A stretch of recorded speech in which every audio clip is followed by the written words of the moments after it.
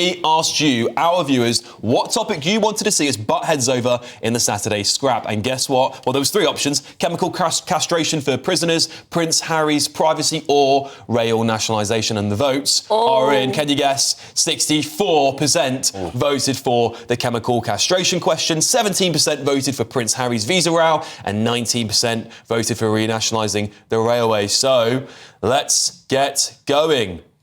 The Labour government this week announced proposals for chemical castration of sex offenders. I broke this story on Patrick's show. I couldn't believe the headline when I saw it. Genuinely, I was actually laughing because I thought it was so bizarre. Supporters say it could cut down reoffending and keep people safer, but critics are calling it extreme, even inhumane. So, is it time we chemically castrated sex offenders? Seconds out, it's round 1.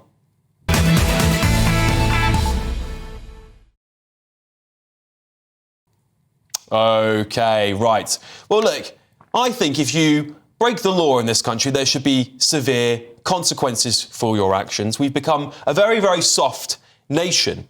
And one of the things we see far too often when it comes to criminal offences is paedophiles, or people who have got pornography of children, getting off very, very easily. We've seen that quite a lot. In fact, people who've put out tweets have had much harsher sentences than people who've been caught with child pornography on their hard drives. I want to see a Britain where there's deterrence for paedophilia. I want to see a Britain where those people, if they wish, should and can get the support they need, whether that's through chemical castration or not. But I want to see those rates of people who are committing those crimes go down and go down forever. That is quite straightforward. The British public see sex offences and sex crimes as an outrage. This is not Britain. It's not part of our values. We should have a strong deterrent, and I think chemical castration will help bring those numbers down. Well, I've heard a few things on this channel in my time, but that has to take the ticket. Look, this is straight out of the Sharia law and Iranian playbook, actually. You know who cuts off burglars' hands when they commit that crime? It's Iran's government. Now, this is a slippery slope, and allowing the government to have decision-making power over who gets chemically castrated, who doesn't, who gets their hand chopped off and who doesn't, is completely wrong. Now, there's mixed or limited evidence that it actually reduces a reoffending. What we haven't tried in this country, as we've talked about already, is rehabilitative methods to make sure that criminals get the support in the community that they need. Now, let's try that first and not rush to judgment in a knee-jerk reaction that we've heard so much about doesn't work. To chemically castrate people would be an incredible violation of people's bodily autonomy, a cruel and very unusual punishment. I don't care. I do not care about the bodily autonomy of paedophiles, Kai. Let me just make that crystal clear. And I don't think most British people who have not committed that crime, at least, will. But we need a deterrence for people who commit crimes like this, particularly against children. We have a rape gang crisis against children. Thousands of young women have been abused up and down the country, and yet many of them are still to face any form of justice. If they knew what was going to happen to them at the end of that was some form of castration, actually, you know what? I don't think many of them would have done it. The fact of the matter is this country is a soft touch. This government is releasing rapists and murderers. They're going to be out offending again soon. We need to roll this out way quicker than that. We can't be worrying about criminals, human rights. We far too often worry about them before we put the British public safety first. Alex, we can't be a soft touch on the one hand and then have prison overcrowding on the other. That's just logically then, can they? Inconsistent. So what you're saying actually is sex offenders should be let out of prison, correct? If they're castrated, they're probably far less of a risk, yes. Alex Armstrong wants more sex offenders out of the streets. Don't know. Come on, let's be... That's what you've just said. Castrate them first, then we might want to let them out because then we can free up the prison, and they can't rape anyone again, can they? Well, it's actually the effectiveness of chemical castration also has mixed reviews. Well, I'm not a scientist. I just don't think this is wrong. You know, the fact is, Britain is different than so many other countries because we stick to our values and our principles, even though we despise what some people believe or what some people do. That's the correct thing to do. We can't chemically castrate people in a hark back to the Victorian times just because we think that something somebody has done is senseless. that would be senseless. OK, let's open it up to the panel. Alexander, Reform is taking a very conservative stance on most of its policies. Do you think you can see yourself supporting a policy of chemical castration like the Labour Party have? I believe for rapists and paedophiles, we should have the harshest punishment possible. Although I did have a little read about this, and there's only 60% of a probability of success rate with the castration pills. Pills are an injection, so that's a concern. But as for paedophiles and rapists, yeah, castrate them, 100%. I agree with you, Alex. Yeah, Lizzie, what do you think? I totally agree with you, Alex. And one of my very good friends, sadly, was sexually abused as a child, and it has had a devastating effect on her life. She's tried to commit suicide herself.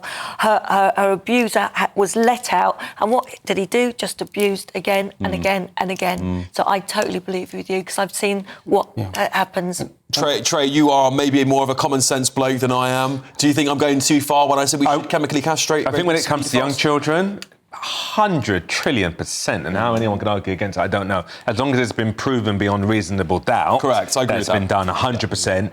For sex offenders, again, it has to be proven beyond reasonable doubt, and we know there's been some miscarriages of justice after a time. But I think what you've said is interesting, the 60% of success rate, that's a bit that we've got to be a bit wary of. But in principle, 100%. And I think it's good, actually, because it does need to send a message that if you do X, the consequences will be this. And I think what's happened is some things have got a bit too soft. I think when it comes to children, I don't think it should be much of a debate necessarily. I completely agree. I think people should know. I do get it. Some people have issues, blah, blah, blah. But I think the castration means that they can't harm anyone. Yeah. You know, they might have some impulsive issues. I get that. But at least that way they won't be able to harm children. And so let me just read this your say comment out to you, and you can respond to this guy. Barbara Udok here says, Alex, you have no sympathy. It leads to rash thinking, too impulsive without research. It's characteristic of reformers, of my observation. Listen, I don't have empathy for paedophiles. Let me just be very, very clear about that, Barbara. I don't know whether you do, Kai. Do you have empathy for them? Yes.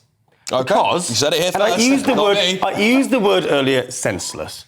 And that's one of the reasons why I think this is the wrong approach, right? So many crimes that all of us can't imagine perpetrating, can't even imagine Kai, listen. the thought entering their heads. No, let me finish.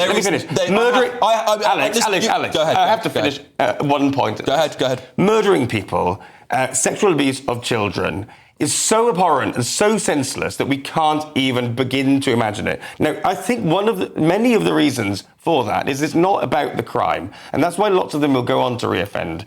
It's about abuse, it's about their history, it's about all sorts of things. We can't imagine it, but we at least, I think, owe everybody in this country the ability to live their lives. Right. Okay. And there's a slippery slope. Would you kill them? I've got a lot of time. I want to bring this. If that was to happen to your son, your daughter, it would be a totally different story. Let me tell you. I understand that. And I don't know anyone apart from yourself that agrees. You know, when you do that to children, there's just that's it for me. I'm sorry. I just cannot fathom having empathy No. for anyone who's committed a sex offence. When you commit a crime in this country, there needs to be harsh punishment. We are so soft on crime. Crime is spiking through the roof. There's a rape every 10 minutes? That's ridiculous. It might not be quite accurate, but something like that happening in London, Alexander. What is going on in our country? Is it because we're so soft now?